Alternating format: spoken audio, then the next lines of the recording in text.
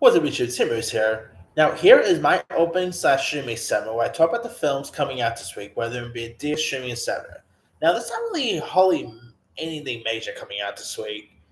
Hardly not in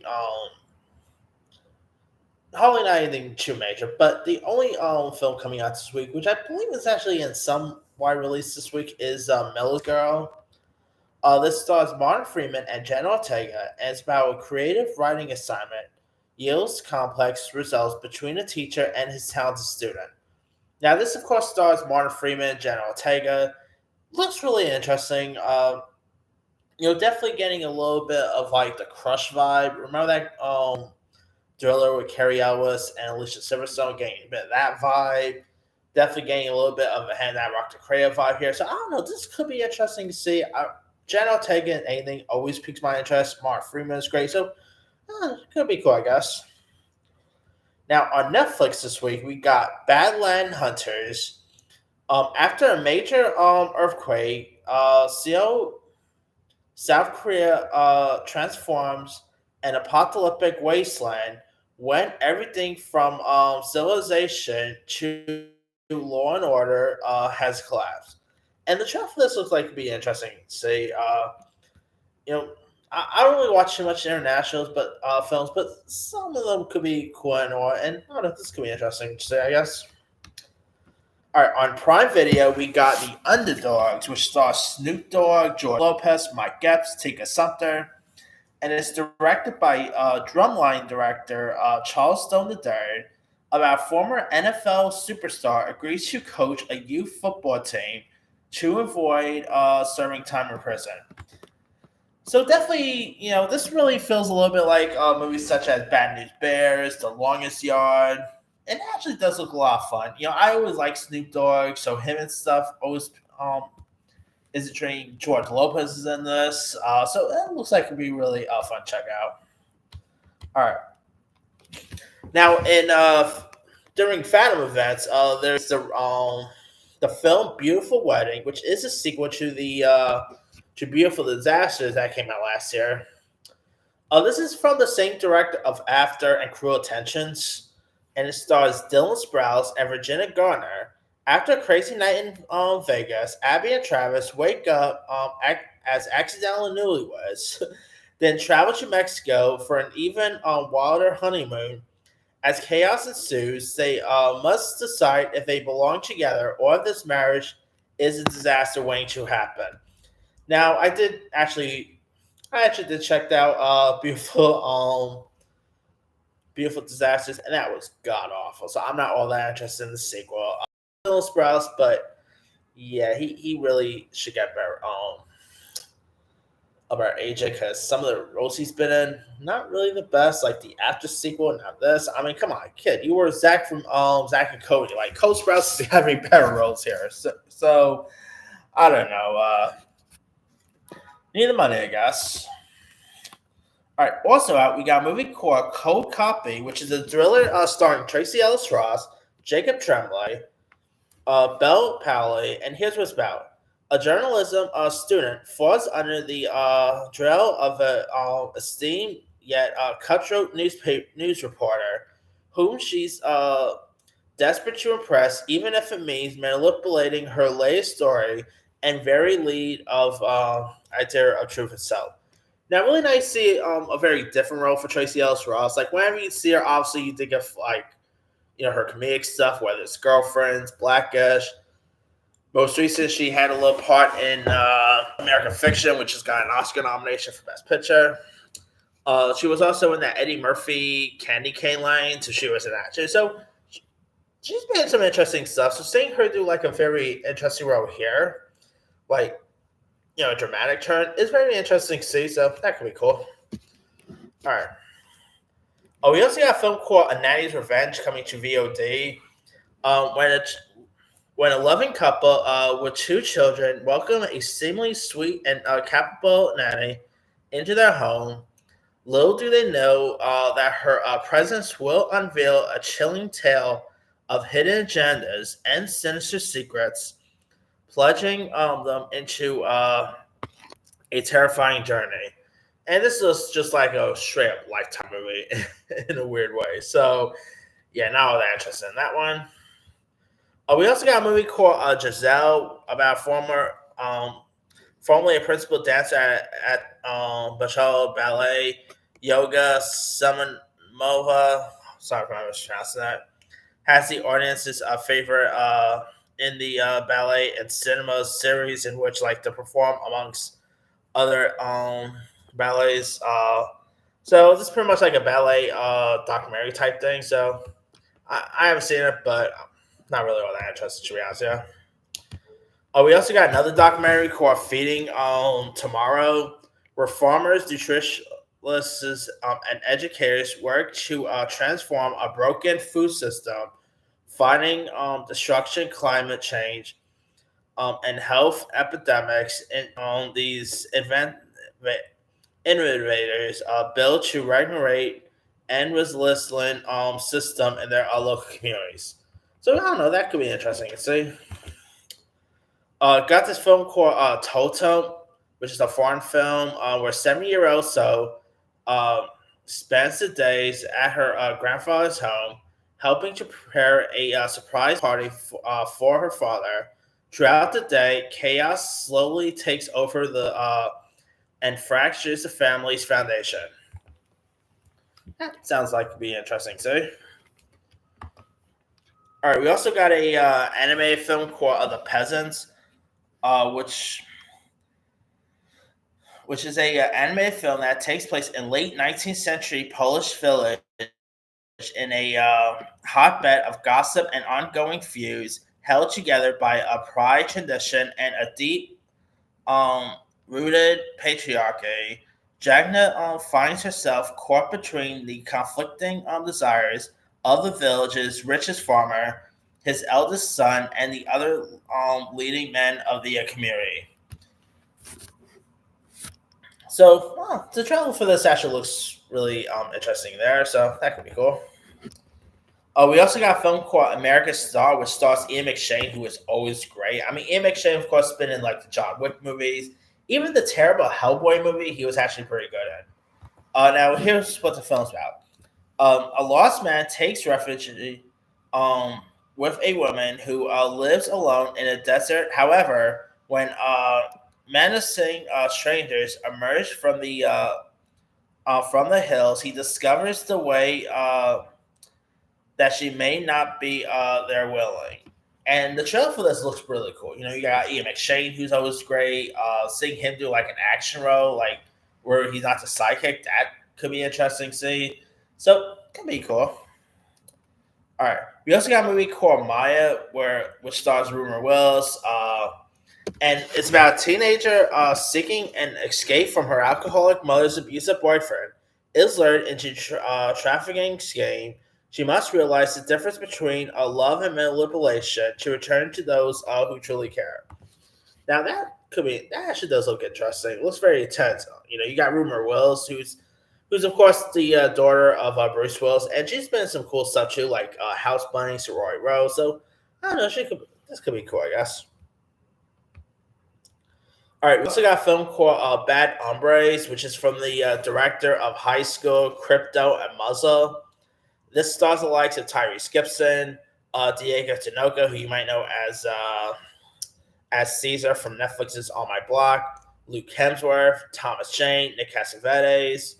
Now here's what the film's about. When a teenager seeking an escape from her alcoholic mother's abusive boyfriend is lured into oh, oops, right, the wrong one. My bad. Hold on. Let me get back to. Actually, I was reading the wrong one. My bad. Bad Hombres 1.4 plot. All right. It's about two undocumented immigrants take the simple job of digging a hole into the desert, but when their employers turn out to be psychopaths, staying alive will become the most complex jobs of their lives. So, I don't know, that could be interesting to see. You know, Tyrese Gibson could be a hit and miss, but I don't know.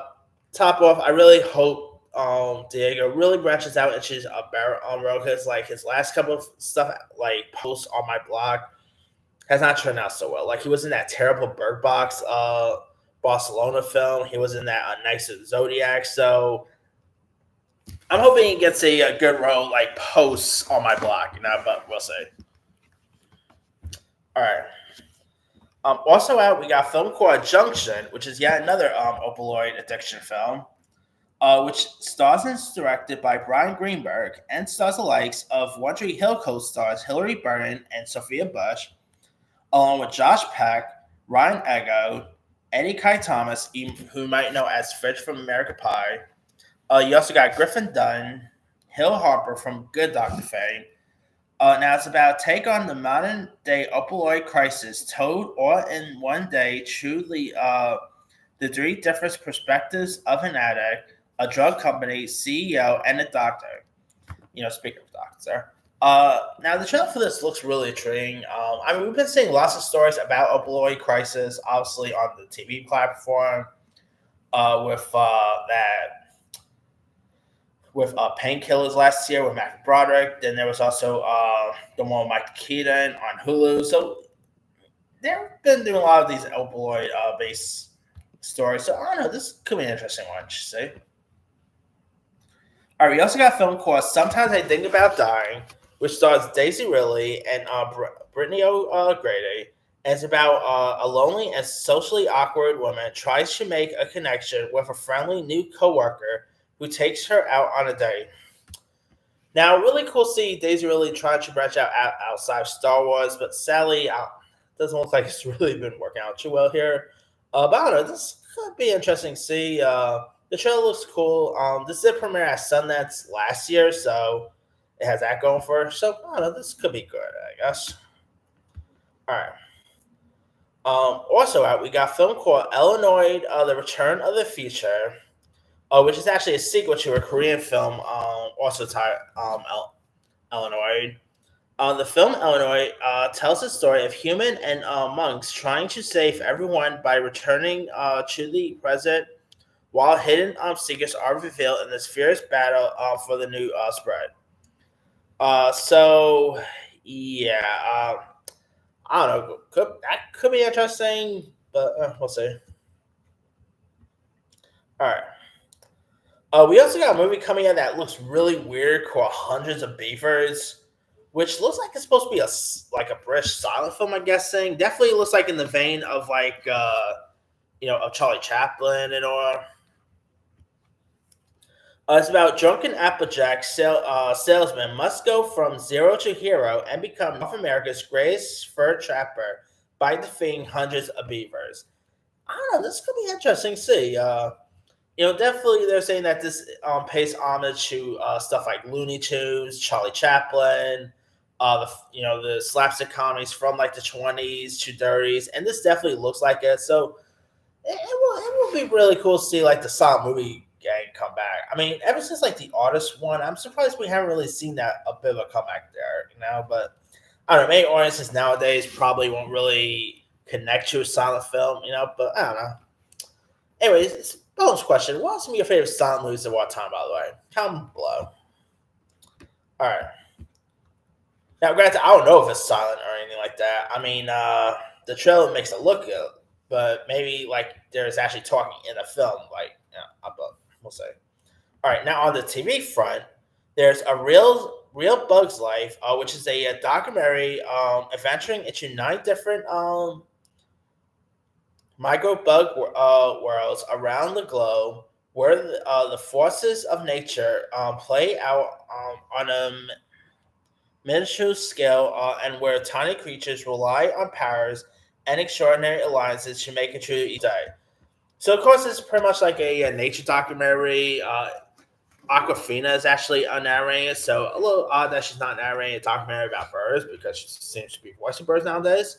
But hey, I do like the title. Like, this definitely feels like it's a little bit like a live action Bug's Life, So, could be cool, I guess. I mean, I always do love a good nature documentary, so maybe this could be a good one. All right. There's also Queer Eye coming to returning to Netflix, which I don't really watch. But I'm just not really much of a reality guy. Netflix, there's Gristella, which stars Sofia Vergara, who plays Colombian businesswoman Gristela Blanco, who creates one of the most profitable cartels in history.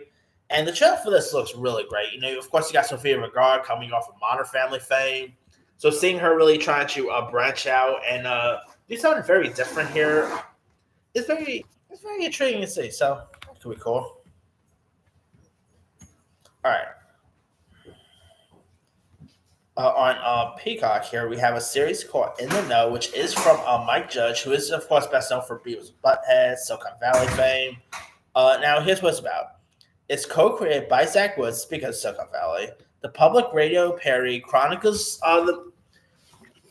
I'm going to get a little couple here. Chronicles the in-depth interviews and guesses. Some of the guesses here includes Kaya Gerber, Finn Wolfhard, Nora Jones, Mike Tyson, Hugh Laurie, and many others. So this is pretty much like, a little bit like a puppet, not a puppet, but like a stop motion based thing. Similar to like the animations definitely reminds me of what you call Celebrity Deathmatch in a weird way. And while it's posh anime, they're actually conducting interviews with live action people. So I think this could be an interesting series to check out. I mean, a very like different talk show here. So I don't know, it could be cool. All right. On Paramount Plus, we got the series Sexy Beast, which is based on the 2000 British film of the same name, which is, of course, directed by Jonathan Glazer, who just got an Oscar nomination for Zone of Interest. Now, Sexy Beast traces the relationship between best friends and thieves Gal Dove and Don Logan, who together become involved in London's criminal world during the 1990s. And of course, the film version was actually pretty good here. The film version had the likes of Sir Ben Kingsley. Trying to remember, not Jim Broadbent. I don't remember who was in that other one. Sexy Beast cast film. I definitely know.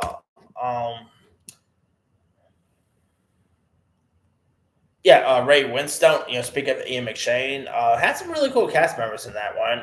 So I'm intrigued to see this one here. You got Stephen Moyer is also in this, so that could be cool. All right, on Amazon we got Expats, which stars Nicole Kidman, and is speaking from Aquafina, by the way. This is of course created by the director of The Farewell, which of course had Aquafina in it. Now, it's a look at the personal and professional lives of a tight-knit group of expatriates living in Hong Kong. Now, this also stars like Jack Houston, Brian T. The trailer looks really intriguing. Nicole Kidman looks great in this. So the scenery looks beautiful. So I think this could be interesting to check out. And last but not least, we got Masters of the Air, which is of course the third installment of the War trilogy that was include like Band of Brothers and the Pacific.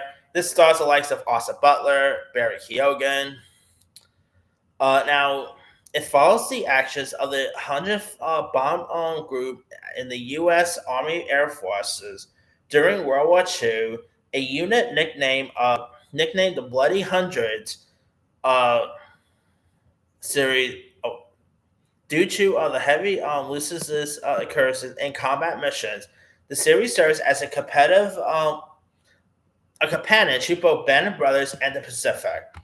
And of course, the trailer for this looks really intriguing. The war aspects looks cool. You got some great cast members like Austin Butler, coming off of his Oscar-nominated role in Elvis. Barry Keoghan, who should have got an Oscar nomination for Saltburn. Kellen Turner, who was just in that George Clooney Boy in the Boat film. So got some interesting people here. Looks intriguing. So and I quite liked. I thought like Band of Brothers and Pacific were a pretty good show. So I'm intrigued to see this one at premieres. But that's pretty much it there. let me lead you guys. Which of these films or shows are you interested in? Are you interested in Miller's Girl, The Underdogs, Masters in the Air? Drop comments below. Don't forget to like, subscribe, hit that bell for notification. This is Henry signing out.